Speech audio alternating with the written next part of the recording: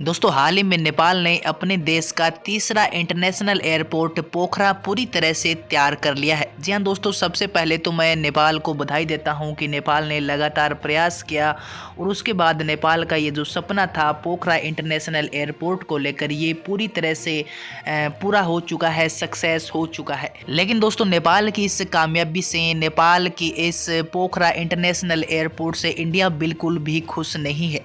जैसे ही नेपाल ने अपना तीसरा इंटरनेशनल एयरपोर्ट पूरा किया, उसके बाद इंडिया को काफ़ी टेंशन हो गया।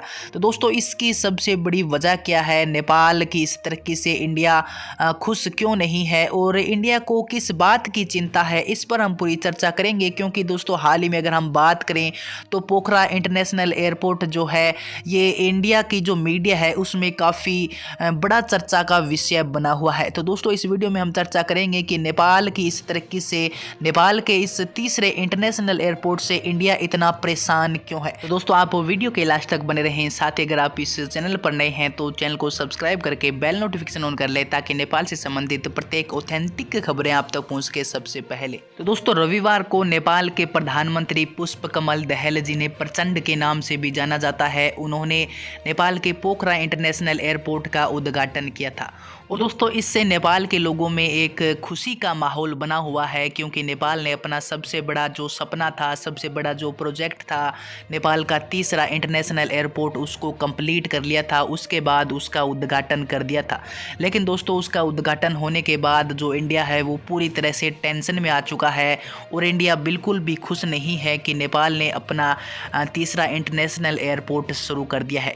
इसकी दोस्तों सबसे बड़ी वजह यह है, और इसकी रियल वजह मैं दोस्तों आपको बता दूं कि नेपाल का जो पोखरा इंटरनेशनल एयरपोर्ट है, इसका निर्माण करने के लिए नेपाल ने चीन के एक बैंक एक्सलम से करीब $216 मिलियन का एक सॉफ्ट लोन लिया था। जी हाँ दोस्तों, इसकी असली वजह है, इंडिया की जो टेंशन है इसकी असली वजह यही है कि नेपाल ने इसका जो निर्माण है वो चीन से लोन लेकर किया है, चीन के बैंक से लोन लेकर किया है।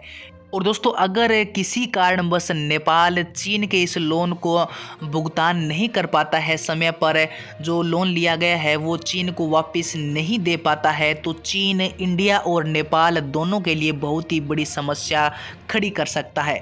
और दोस्तों इंडिया की जो सबसे बड़ी चिंता है वो यही बनी हुई है कि अगर नेपाल ने जो चीन से लोन लिया है वो लोन का भुगतान अगर नेपाल नहीं कर पाता है समय पर, तो फिर बहुत ही बड़ी समस्या हो जाएगी। क्योंकि दोस्तों ऐसी समस्या पहले श्रीलंका के साथ चीन खड़ी कर चुका है। क्योंकि दोस्तों श्रीलंका के अंदर एक हम्बनटोटा नाम का पोर्ट बना हुआ है, एक बंदरगाह बना हुआ है, और श्रीलंका ने जब इस पोर्ट का निर्माण किया था तब इसका जो निर्माण है वो चीन से लोन लेकर किया गया था। जी हाँ दोस्तों, श्रीलंका ने पहले चीन से लोन लिया था, उसके बाद श्रीलंका ने अपने देश के अंदर हम्बनटोटा नाम का एक पोर्ट बनाया था। और दोस्तों किसी कारणवश श्रीलंका उसका जो लोन लिया गया था उसका भुगतान सही समय पर चीन को नहीं कर पाया था, और 2018 में ऋण न चुकाने के कारण श्रीलंका के इस बंदरगाह के लगभग 70% हिस्से पर चीन ने अपना नियंत्रण कर लिया था, और चीनी कंपनियों को पट्टे पर देने के लिए श्रीलंका मजबूर हो गया था।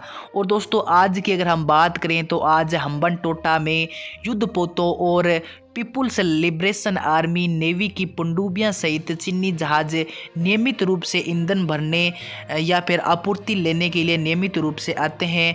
और दोस्तों भारत की जो सबसे बड़ी समस्या यही बनी हुई है कि अगर श्रीलंका की तरह नेपाल भी चीन को जो ऋण लिया गया है वो नहीं चुका पाएगा, तो चीन नेपाल के इस पोखरा एयरपोर्ट पर भी अपना नियंत्रण कर सकता है, अपना कंट्रोल कर सकता है। क्योंकि दोस्तों श्रीलंका का जो बंदरगाह है हम्बनटोटा वो इंडिया के काफ़ी करीब है, इंडिया की तट के काफ़ी करीब है, और इसी प्रकार नेपाल का जो पोखरा इंटरनेशनल एयरपोर्ट है वो भी इंडिया की सीमा के काफ़ी नज़दीक है। तो दोस्तों भारत को सबसे बड़ी समस्या यही आ रही है कि चीन कुछ गड़बड़ कर सकता है, और चीन भारत और नेपाल दोनों के लिए बहुत ही बड़ी समस्या खड़ी कर सकता है।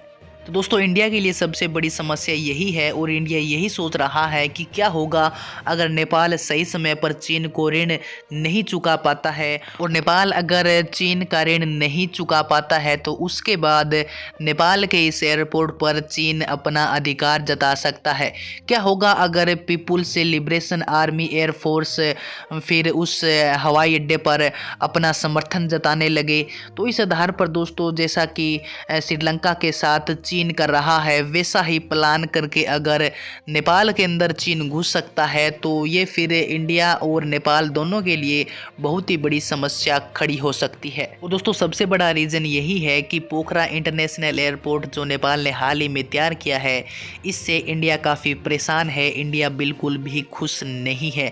और इसीलिए दोस्तों भारतीय मीडिया में नेपाल के इस पोखरा इंटरनेशनल एयरपोर्ट पर काफ़ी चर्चा चल रही है। तो दोस्तों इस बारे में आपके क्या विचार है? आप अपने विचार भी कमेंट सेक्शन में रख सकते हैं। और दोस्तों ये वीडियो अगर आपको पसंद आया है और अगर ये वीडियो आपको समझ में आया है तो अपने दोस्तों के पास भी ज़रूर शेयर करें। तो आज की वीडियो में इतना ही, मिलते हैं अगली वीडियो में एक नई और धमाकेदार अपडेट के साथ।